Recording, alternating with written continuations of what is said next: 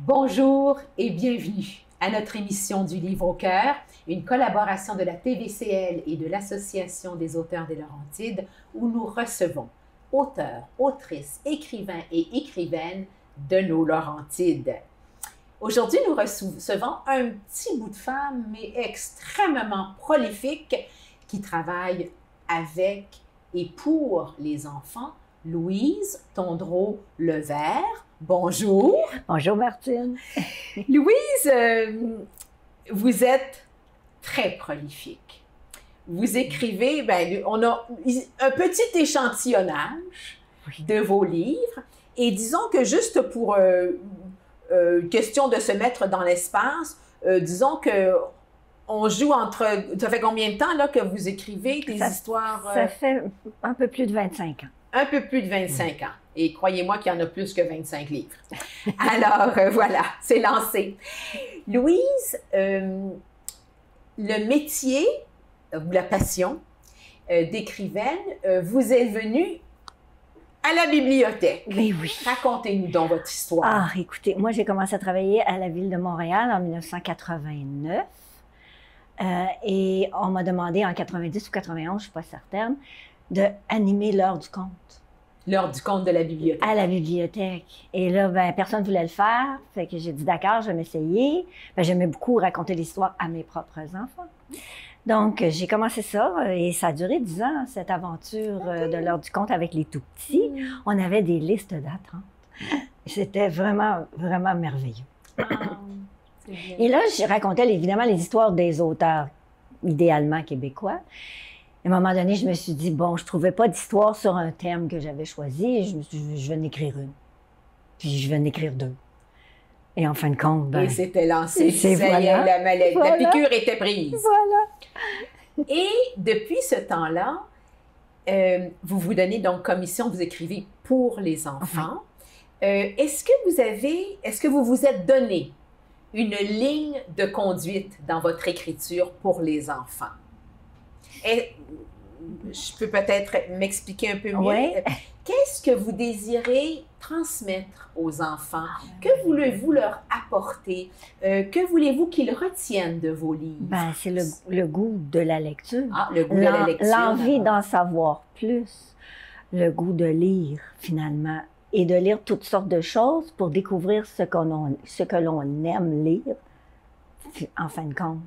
Parce que c'est que les enfants, des fois, vont préférer lire une bande dessinée, ils vont peut-être préférer un roman policier, ils vont peut-être préférer un conte. Toujours la même chose? C'est ça. Le même style? Ça peut être le même style, ça peut être un conte, mais ça peut être autre chose. Alors moi, ce qui est important, quand j'ai commencé vraiment, c'était que les enfants aient envie de lire, aient le goût de la lecture pour aller plus loin et qu'ils apprennent à lire. Okay. Parce que c'est important lire, parce que lire, comme je dis, c'est accéder à la liberté. C'est de connaître des choses, c'est d'aller plus loin. C'était ça mon envie, mon but. C'est peut-être un peu pour ça que c'est un peu diversifié. Mais... Justement, c'est là que je m'en allais. Parce qu'évidemment, si vous voulez leur donner le goût de la lecture et de la diversité dans la lecture, bien évidemment, il faut que vous écriviez sur divers sujets, justement. Voilà. Et c'est ce que vous avez fait grandement. Et vous avez de très, très jolies et intéressantes collections, si je peux dire ainsi, ou séries. Hein? Oui. Et avant de tomber dans l'énumération de vos séries, je sais qu'un de vos livres fait partie du curriculum prescrit au premier cycle de niveau secondaire. Un autre est recommandé comme première lecture. Donc, ce que je comprends, c'est que dans vos écrits, il y en a qui ont été choisis par le ministère de l'Éducation, c'est comme ça pour que ce soit dans les écoles, que ce soit que les enfants s'en servent comme outils, outils de travail, outils de lecture, outils d'ouverture sur ce monde-là. Oui, c'est ça. Oui, c'est ce qui est arrivé avec le lit à grimace, entre autres, là, qui a été choisi. Mon premier titre, qui aura 26 Attends, le lit à grimace. Mais oui, c'est le classique maintenant. Ah, d'accord. Alors, celui-ci est votre premier livre. Oui. Et c'est le livre qui fait partie de... Est-ce qu'on peut le voir à l'écran? Attendez une petite seconde. des fois, j'aime bien juste montrer un peu de quoi il s'agit. Mon Dieu, les illustrations sont vraiment... sont magnifiques. Très mignonnes. De Doris Barrette. C'est ça, il est sorti en 96. Belle histoire. Racontez-moi rapidement cette histoire, le lit à grimace, pour qu'on comprenne. Attendez. Pastille a grandi et lui faut changer de lit. Ce n'est pas facile de s'adapter à son nouveau dodo, surtout lorsqu'il fait des grimaces. Hein? Oui, voilà. Alors, c'est l'histoire de Pastille, une petite fille. Je l'ai appelée Pastille parce que je voulais pas que ce soit un nom comme un nom usuel. D'accord. Alors, elle refuse de dormir dans son lit parce qu'il y a des affreuses grimaces à moustache dans le baldaquin, dans le ciel de lit. Ah! Mais elle voit ça dans Oui, elle voit ça, mais elle voit ça grâce à cause qu'elle imagine des grimaces à moustache, parce que finalement, ce ne sont que des plis. Des petits plis, et le mot grimace voulant aussi dire pli dans un tissu. Ah, grimace veut dire pli dans un tissu. Voilà, quelque chose de nouveau, merci pour la leçon. Non, c'est correct. C'est ça, fait que voilà, c'était le premier livre, le premier titre. C'est une histoire que moi, j'ai imaginée à ma fille qui ne voulait jamais faire la sieste l'après-midi. Et elle s'installait sur son tapis. Alors, dans l'histoire, la petite Pastille, elle s'endort sur le tapis avec ses toutous et sa couverture fleurie. Et ça revient un peu comme un refrain dans le texte. Okay. Votre livre, Le secret de la lanterne, est un livre très particulier, je crois. J'aimerais que vous nous en parliez. D'abord parce que c'est écrit en algonquin et traduction en algonquin, donc ça a été traduit, etc. Parlez-nous de Le secret de la lanterne. Le secret de la lanterne est en français en algonquin, traduit par Cécile Mapache, qui habite à Maniwaki. En tout cas, elle habitait à Maniwaki. Oui. C'est magnifiquement illustré. Là, on va revenir aux illustrations de vos livres, d'ailleurs. Dans ce cas-là, ce sont des tableaux. C'est l'histoire d'une lanterne un peu spéciale, peut-être un peu magique, que la grand-maman a depuis qu'elle est toute petite. Et sa petite fille va la visiter et la grand-mère lui raconte le secret de la lanterne, comment elle a rencontré, dans le fond, son mari. Et la lanterne se nourrit avec l'amour des hommes. C'est Nisakia Kokum. Kokum étant grand-mère ou vieille femme dans les langues amérindiennes. Parce qu'on dit que la dame, elle a eu des enfants ou pas, c'est une grand-mère quand elle est plus âgée. Une aînée, finalement. Une aînée, Nisakia voulant dire « je t'aime » en algonquin. Alors, il y a et ce que je dis quand je vais dans les classes avec ce livre-là, c'est qu'on parle tous un petit peu algonquin tous les jours, et on ne sait pas, comme Québec, Ottawa, Toboggan, Manitou, étant des mots algonquins. Absolument. C'est ça. Alors, c'est un livre qui m'est très cher. Et pourquoi, justement, pourquoi il vous tenait à cœur ce livre-là? Pourquoi vous désiriez le faire? Quelles sont les circonstances de l'écriture de ce livre? Ce livre-là, je l'ai écrit parce que mon père venait justement du Lac-Supérieur à Tremblant.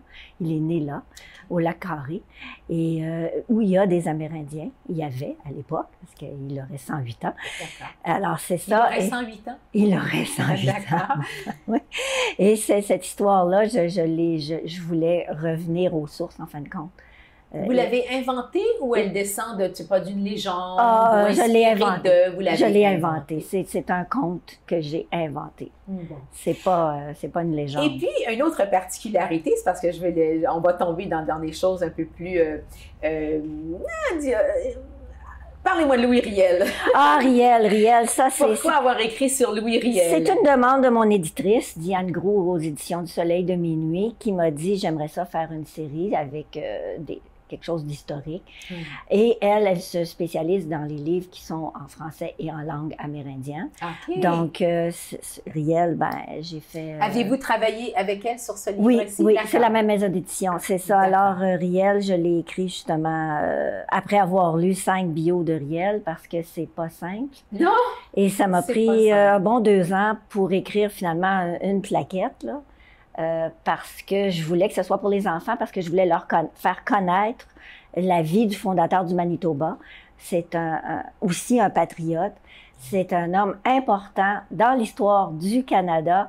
Et je me suis dit, il faut que les enfants sachent au moins un petit peu d'histoire, parce qu'ils sont pas... Ce serait une belle façon de leur montrer nos personnages de l'histoire qui ont été un peu galvaudés. C'est ça. On n'a pas toute la vérité sur les choses, ou les versions, disons, ne concordent pas nécessairement. Exactement. Alors, est-ce que vous avez des projets de parler d'autres? J'aurais aimé, mais j'ai trouvé ça extra... Je dois vous avouer que c'est plus difficile d'écrire quelque chose de vrai, là. Ah oui. Une histoire. Il faut que ce soit vraiment vérifié. Tu peux pas faire d'erreur. Vérifier, pas faire d'erreur, pas droit à l'erreur. Tu n'as pas le droit, tandis que tu racontes une histoire, ben, coudonc. Et surtout qu'à travers les livres, vu que les versions ont quand même été trafiquées, dans la vraie histoire, ça a dû être long en effet. C'était difficile, il a fallu que je vérifie, que je contre-vérifie sur Internet, dans les livres, à la bibliothèque, avec des gens qui étaient historiens. Dans les archives. Voilà. Oui. Donc, 2 ans de travail. Oui. C'est quand même pas rien. Et Jocelyn Jolette a quand même bien rendu les images en bande dessinée. Alors, attendez une seconde. C'est ça, c'est... En bande dessinée, oui, d'accord. Et j'ai insisté sur l'enfance de Riel, c'est-à-dire ce qu'il mangeait, ce qu'il faisait, ce qui se passait, qui il était, que faisait-il dans sa famille, l'aîné de 11 enfants. C'est quelqu'un de fascinant quand on lit sa vie. Oui. Mais je me suis dit, si les enfants commencent et lisent cette histoire-là à 9, 10 ans, 11 ans, peut-être qu'éventuellement, ils liront tout à fait la biographie plus élaborée de ce personnage plus grand que nature, on s'entend. Tombons maintenant dans vos séries, disons, si j'ose dire. Il y en a une qui me plaît particulièrement, ce sont les bêtises. Je trouve ça bien amusant et les enfants doivent adorer. Alors, nous avons les bêtises des grands-parents, les bêtises des animaux, les bêtises des fantômes, les bêtises des princesses et bien d'autres, n'est-ce pas? Il y en a d'autres. Alors, pourquoi ça vous amusait de parler de bêtises, finalement? Parce que quand on parle à des enfants, c'est un bon sujet. Les bêtises, c'est que tout le monde en fait. Et les enfants ne savent pas que les adultes peuvent aussi faire des gaffes, des erreurs, être étourdis un peu, être dans la lune. Faire des bêtises. Faire des bêtises. Alors, c'est ça. Donc, j'ai commencé avec les bêtises des parents, ensuite des enfants, les grands-parents, les enseignants. Et c'est ça, il y en a 9 ou 10 dans la série. Cette série-là m'est venue tout à coup, un été comme ça, et je me suis mis à écrire des bêtises, que des bêtises, pendant... Ça devait être plaisant. C'était amusant quand même. Il a fallu faire un petit ménage, là, parce que j'en avais vraiment trop, et il fallait rendre ça plus pour le jeune qui commence à lire, parce que ce sont des livres de première lecture. Des livres de première lecture. C'est ça, donc l'enfant... Donc on parle de 5 ans, 6 ans, 7 ans. 6 ans, 7 ans. Là, oui, puis la façon que c'est illustré, c'est intéressant aussi. C'est ça. De voir comment c'est fait. C'est tout à fait amusant. C'est tout à fait amusant. Et chaque illustrateur met sa petite couleur personnelle, parce que normalement, le premier, la bêtise des enfants. Ah, des parents. J'ai commencé avec les parents, c'est vrai. Alors, les bêtises des parents étaient illustrées et cet illustrateur n'a pas pu faire le reste. Alors, donc, on a changé d'illustrateur à chaque livre. Oh, OK. Alors, ça. On a une autre... Voilà, on a des illustrateurs différents. Oui, d'accord. Est-ce que ça se ressemble? On essaye, c'est ça qui était le problème, c'est que Juju, les jumeaux et moi, qui sont les 4 enfants de l'histoire, devaient se ressembler, mais ils ne pouvaient pas être copiés sur l'autre. Ça fut un peu délicat, mais finalement, on a tellement de talent en illustration. Oh, on a beaucoup de talent. Ils ont réussi à harmoniser, disons, les enfants d'un livre à l'autre. Ce qui a été... Alors que pour les enfants, ça ne fait que plus de diversité, dans le fond. Ça les amuse, c'est de l'art, n'est-ce pas? C'était parfait. Cette série-là, je l'ai beaucoup travaillée en classe. Oui. On a beaucoup de problèmes. Parce que vous travaillez comme médiatrice aussi dans les écoles. Je travaille avec la culture à l'école. La culture à l'école. C'est ça. Alors, où vous allez donc raconter des histoires encore aux enfants. Je fais de l'animation sur les bêtises et je leur demande de m'énumérer, s'ils les connaissent, les 22 synonymes du mot bêtise. Il y a 22 synonymes au mot bêtise. C'est incroyable. Ah, mon Dieu, donnez-moi quelques-uns. Gaffe, étourderie, faux pas, fausse note. Bourde. Oh, OK. On va réviser notre vocabulaire. Quand même. Donc, ça, c'est pour la série des bêtises. Mais, donc, première lecture. Oui. Ensuite, j'aime beaucoup ici Les boulots. votre série sur Drôle de boulot. En fait, c'est sur les métiers. Oui. Alors ici, nous avons les pilotes, nous avons les pompiers, mais il y en a bien d'autres. Il y en a d'autres, oui. Il y a les policiers, il y a les éboueurs et les vétérinaires. D'accord, tiens, je vais le mettre C'est ici. ça. Donc, Alors, excusez-moi, il y a les pompiers, les pilotes, les policiers, les éboueurs, les vétérinaires. les éboueurs et les vétérinaires. Voilà. Il va y en avoir d'autres? Je ne croirais pas. D'accord. Pourquoi avoir choisi ceux-là, ces métiers-là en particulier? Ben, tu sais, on voulait un petit peu aller chercher les garçons. Là. Ah, OK, parce que des fois, ce sont eux qu'on a de la difficulté, De la difficulté à attirer en lecture. Voilà. Ah, d'accord. Alors, en leur parlant de ce genre de choses qui les attirent et qui risquent peut-être d'exciter leurs neurones, Ouais. c'était le but de ça. C'était le but que les petits garçons aient envie de lire. On veut toujours donner le goût de la lecture. On veut toujours que l'enfant veuille lire, ait la curiosité d'aller voir d'autres sortes de livres, d'aller plus loin, que ce soit des garçons ou des filles. Et ça fonctionne quand on s'y met, là. Oui. Vous avez vu une différence, vous qui êtes dans les écoles, vous avez vu une différence d'attrait vers la lecture ou d'intérêt vers certaines lectures avec les garçons? Ils ont répondu à votre appel? Oui, je croirais que oui. La série Drôle de boulot fonctionne vraiment bien là, pour les garçons. Mais même quand je travaillais à la bibliothèque, on voyait si on leur présentait des choses qu'ils aiment et qui les accrochent un peu plus.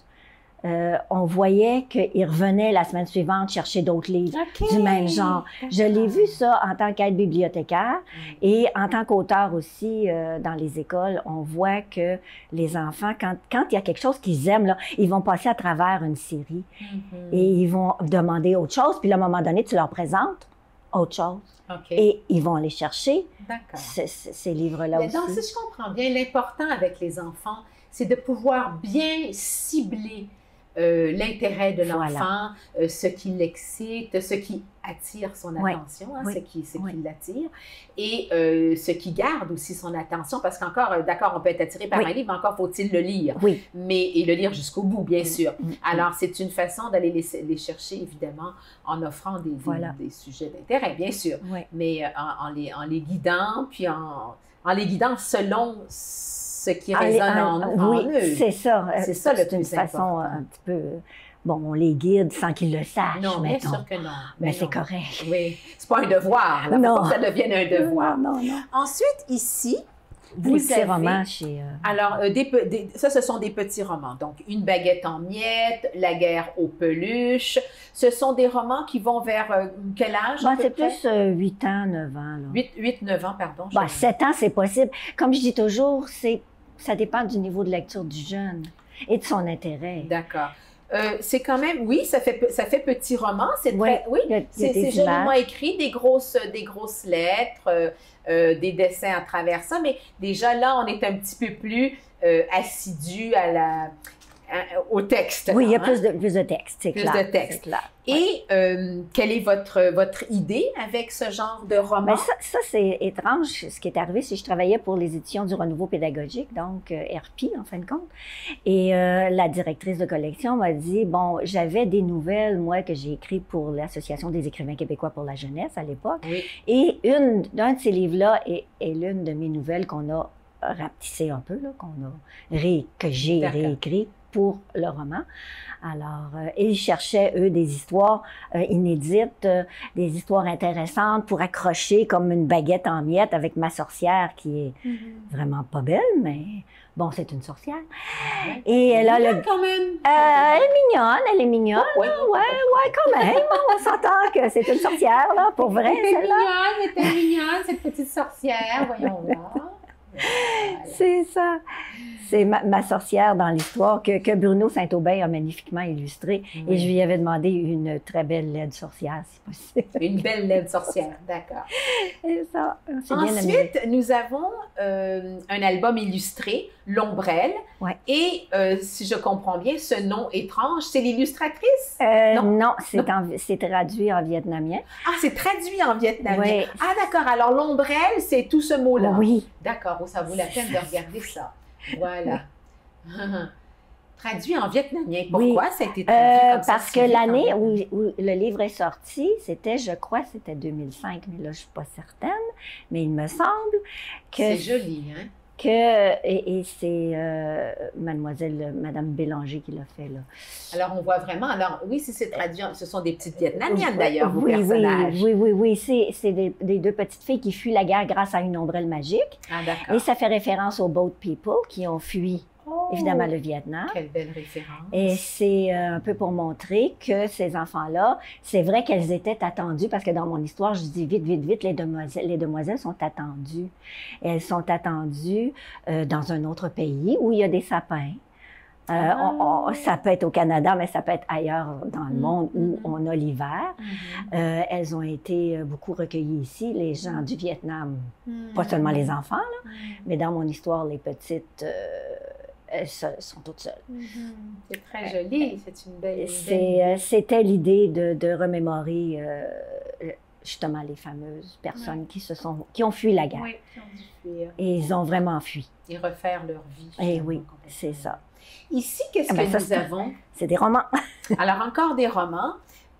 Donc, un pirate, un trésor, quelle histoire, au pays des hommes lézards. Ah ben là, ça va plaire aux gens qui aiment les monstres, aux jeunes qui aiment les monstres, ça. Les pirates, les hommes lézards, donc des démons, des monstres. Les hommes lézards, c'est un pays inventé, c'est un conte fantastique. Ah d'accord. Alors ça, on parle vraiment d'une autre genre de lecture. C'est là, il y a moins d'illustrations. On parle de quel âge? 10 ans et plus. Moi, je recommande 10 ans. Ben, c'est sûr que si l'enfant a 9 ans et demi, c'est pas grave. Ah, bien sûr. Mais c'est 10 ans et plus au pays des hommes lézards, parce que c'est vraiment un conte fantastique. C'est quelque chose de complètement imaginé et inventé. D'accord. C'est de la science-fiction. C'est presque, oui. Alors, le jeune... les jeunes aiment ça. Oui, mais c'est une quête en même temps de l'enfant de mon héros, de mon histoire, qui cherche, dans le fond, son grand-père qui est décédé, mais il le cherche dans un autre monde, parce que je pense qu'il refuse la mort du grand-père, mais finalement... Il n'y a pas le choix. Hein? Et ça finit que tout se replace dans son casse-tête et c'est fait. Parlez-nous de la dernière collection ici, Museau et l'œuf. Museau et l'œuf, c'est une petite série très intéressante, Museau, qui est vraiment des très premières lectures. C'est tout à fait joli. C'est du 4 ans, ça. 4 ans. Ah, ben 4 à 5 ans. Ah, ben oui. Ça, ce sont de jolies illustrations. Ça leur va bien. Alors, de quoi s'agit-il? C'est une série, Museau? Il y a Museau sur l'eau aussi, qui n'existe qu'en livre numérique. Et il n'a pas été imprimé, celui-là, malheureusement. Alors, je ne crois pas qu'on va continuer la série Museau. Comment vous vous retrouvez dans toutes ces séries-là? Est-ce que c'est au fil des idées? Bon, bien, je fais une série sur ça. Travaillez-vous en parallèle? Travaillez-vous à la suite les uns des autres? Comment fonctionne votre cerveau? Oui, oh mon Dieu! Ça roule là-dedans? La série Les Bêtises, à un moment donné, je crois qu'on a cessé de la faire parce que, bon, je pouvais plus... On avait fait le tour des bêtises à faire. Des bêtises qu'on pouvait raconter à un enfant. C'est certain qu'on aurait pu en faire beaucoup d'autres, mais ça, c'était... Il fallait quand même s'assagir un peu. C'est cela. Fait que là, j'ai arrêté ça là, pour les bêtises. Et c'était devenu une recette, là, tu sais. Bon, tu recommences toujours la même chose. Ça faisait un peu comme une recette. Fait que là, je me suis dit... Il faut que l'enfant se retrouve d'un livre à l'autre. Oui, parce que tu as toujours les mêmes personnages qui reviennent. Puis bon, fait que là, c'est assez les bêtises, ça, c'est assez. La série Virevent, par contre, ça, c'est une série que j'ai beaucoup aimé faire avec mon petit fantôme. Ça, c'est parce que dans la série Virevent, si on veut en parler un petit peu, c'est un fantôme et c'est des livres tête bêche. Tête bêche, ceux-là. Oui. OK. Oui, pas celui-là, mais les 4 autres. OK, alors attendez. Mais oui! Alors, ça, c'est intéressant. Alors, voilà. Ici, et hop, voilà. Voilà. Donc, c'est 2 livres en un. Oui. 2 livres en un. Voilà, c'est ce que je dis. Attendez. Ben oui. Tu as un petit documentaire sur les châteaux, dans ce cas-là. Alors, on raconte ici les châteaux. Après ça, donc, on raconte toute l'histoire du château. Après ça, petite pause. Où est ma pause? Oui, au centre. On retourne. Et là, on a l'histoire du petit fantôme qui lui arrive toutes sortes d'affaires. de petit fantôme. C'est ça. C'est donc bien amusant. Alors, finalement, c'est 2 livres en un. Donc, c'est gagnant-gagnant, là. Oui, ça, les enfants aiment bien. Même si l'enfant, c'est peut-être, quelquefois, c'est un peu jeune, le texte, le roman. Oui. Certains enfants rendus à 8-9 ans vont trouver que le texte est peut-être trop facile. Oui. Mais par contre, la partie documentaire, là... Ben oui, surtout, par exemple, ici, Virevant, le petit fantôme au fond de l'océan, et en tête bêche, évidemment, on a les sirènes et les siréniens. Voilà. Alors, on reste dans l'océan, mais dans une autre histoire. Dans une autre histoire, même chose pour les tempêtes. Les tempêtes, avec Virevant, le petit fantôme dans la tempête. Bon, ici, il n'y en avait qu'un. Ici, on a le petit fantôme au château, avec évidemment les châteaux. Et puis, le petit fantôme et les chauves-souris, paf! Les chauves-souris. Mais oui, puis la tête en bas, la tête en bas, bien sûr. Oui. C'est donc bien intelligent. Oui, c'est super. C'est la même maison d'édition que Riel, Au soleil de minuit. L'éditrice, elle est tombée en amour avec mon personnage, Virevant, le petit fantôme. Oui. Qui a tellement peur des chauves-souris que même au fond de l'océan, il croit que la raie, c'est une chauve-souris des mers. Ah oui, bien sûr, bien sûr. C'est belle association d'ailleurs, belle image, tout à fait. Alors, cette série-là, je me suis bien amusée. Et les documentaires, comme pour Riel, mais ça, c'était un peu moins pire. C'est quand même plus long à faire. C'est plus ardu. Plus ardu. Plus difficile. Parce qu'il faut, il faut faire tête bêche aussi. Oui, bien, il faut chercher. Oui. C'est beaucoup de recherche. Louise, comme je le disais d'entrée de jeu, vous êtes une auteure, une écrivaine même prolifique. Puis-je vous demander ce que vous lisez pour vous distraire, vous? Ah, moi, j'adore les romans policiers. Ah, bon, les romans policiers, décidément, c'est vraiment comme ça qu'on s'aère l'esprit, il semble, avec les écrivains les romans policiers, c'est pas mal ce que je préfère. Pourquoi? Ouais. Je les intrigue et je suis incapable d'en écrire. Je me demande toujours comment font-ils pour arriver à nous amener sans nous dire ce qui s'est passé. De garder le secret. De garder le secret tout le long. Ah, vous aimez ça, l'intrigue? Oui, voilà. j'aime ça.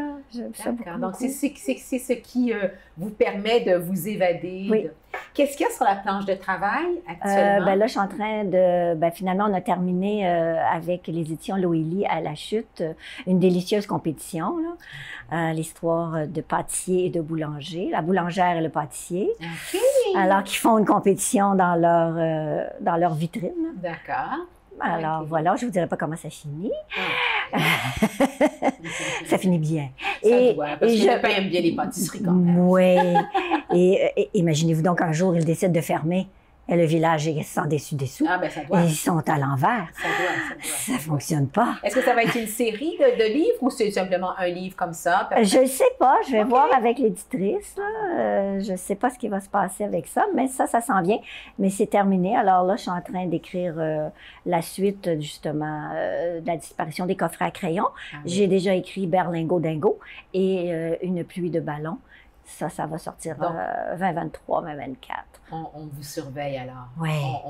On regarde votre travail. Merci, Louise. Merci de tout ce beau travail pour les enfants, pour les allumer, les éveiller, leur faire découvrir la lecture. Alors, merci beaucoup. Merci et au plaisir et bonne continuité dans vos écrits. Voilà, notre émission est terminée. Mon nom est Martine Laval et je vous dis à la prochaine.